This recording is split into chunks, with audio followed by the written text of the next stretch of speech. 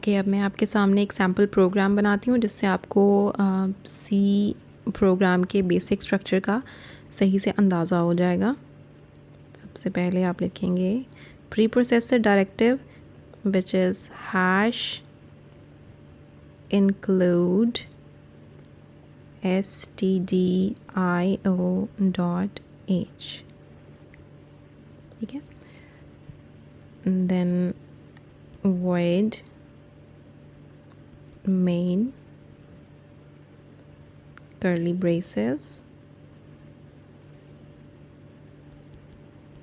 printf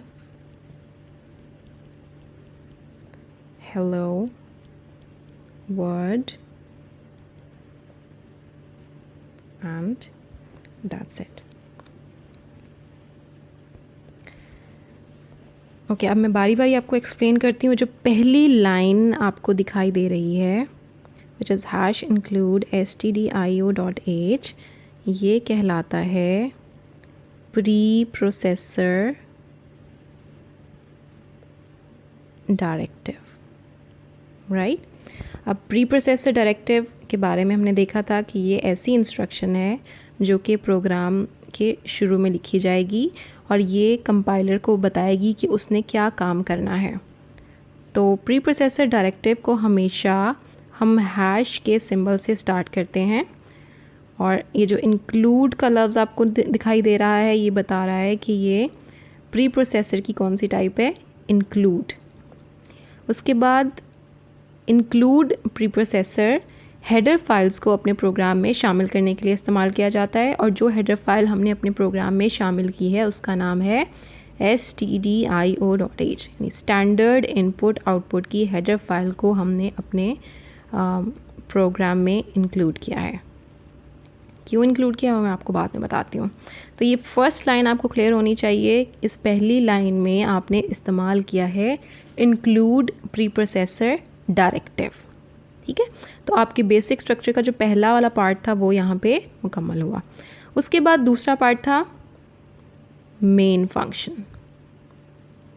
main function में आपने देखा कि मेन फंक्शन अपने प्रोग्राम में शामिल करना बहुत ज़रूरी है, इसके बगैर हमारा प्रोग्राम एग्जीक्यूट नहीं हो सकता, तो इसको लिखना लाजमी है। इसको लिखने का क्या तरीका है, अभी के लिए जो हम मेथड यूज़ करेंगे आपको जितना पता होना चाहिए उसमें ये है। आप देख रहे हैं कि यहाँ पे कुछ ख़ास अल्फाज इस्तेमाल किए गए हैं, void एंड देन मेन। ये void का जो कीवर्ड है, void बेसिकली मीन्स नल। यहाँ पे ये रिटर्न टाइप के तौर पे इस्तेमाल किया जा रहा है, यानी ये जो फंक्शन है, ये जो मेन फंक्शन है, ये कुछ भी वापस नहीं भेज रहा, कहीं कुछ रिटर्न नहीं करा रहा, इसलिए हम यहाँ पे क्या लिखेंगे, void। उसके बाद मेन उस फंक्शन का नाम है, इसको आपने ऐसे ही लिखना है MAIN और साथ आपने राउंड ब्रैकेट्स डाल देने हैं। हमेशा हर फंक्शन में सी लैंग्वेज में हम फंक्शन के साथ राउंड ब्रैकेट्स का इस्तेमाल करेंगे। ओके, उसके बाद ये जो पार्ट आपको नज़र आ रहा है पूरा, ये कहलाता है प्रोग्राम बॉडी, या आप कह सकते हैं मेन फंक्शन की बॉडी। इस बॉडी के शुरू में और आखिर में कर्ली ब्रेसेस का इस्तेमाल किया जाता है। इन कर्ली ब्रेसेस को हम एक ख़ास नाम देते हैं और वो है डेलीमीटर्स। इन कर्ली ब्रेसेस के दरमियान सी लैंग्वेज की स्टेटमेंट्स लिखी जाती हैं, जैसे कि आपको ये एक स्टेटमेंट नज़र आ रही है, ये सी लैंग्वेज में लिखी गई है। printf hello word. printf basically एक कीवर्ड है, फंक्शन है सॉरी, जो कि अल्फाज को स्क्रीन पर प्रिंट करने के लिए इस्तेमाल किया जाता है। यहाँ पे इस लाइन में आपको जो अल्फाज नज़र आ रहे हैं वो है हेलो और वर्ड, यानी ये सी स्टेटमेंट स्क्रीन पर हेलो वर्ड प्रिंट करा रही है।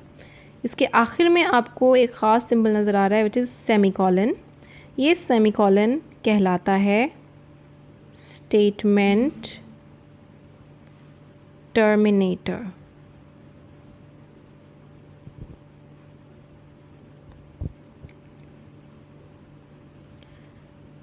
स्टेटमेंट टर्मिनेटर से मुराद स्टेटमेंट को टर्मिनेट करने वाला, उसे ख़त्म करने वाला।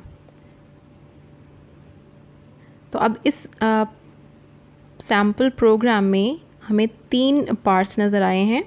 First part is preprocessor directive, second part is the main function and third part is program body. Preprocessor directive program के स्टार्ट में इस्तेमाल किया जाएगा। ये इंक्लूड प्री प्रोसेसर भी हो सकता है और डिफ़ाइन भी, लेकिन हम इंक्लूड प्री प्रोसेसर को इस्तेमाल करेंगे। stdio standard input output, stdio standard input output की फ़ाइल को शामिल करने के लिए।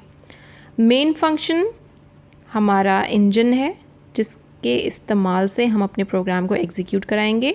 मेन फंक्शन की बॉडी में शुरू और आखिर में कर्ली ब्रेसेस का इस्तेमाल किया जाएगा, जिन्हें हम डेलीमीटर्स भी कहते हैं। मेन फंक्शन के दरमियान में हमने लिखनी है सी स्टेटमेंट्स, जैसे कि printf हेलो वर्ल्ड।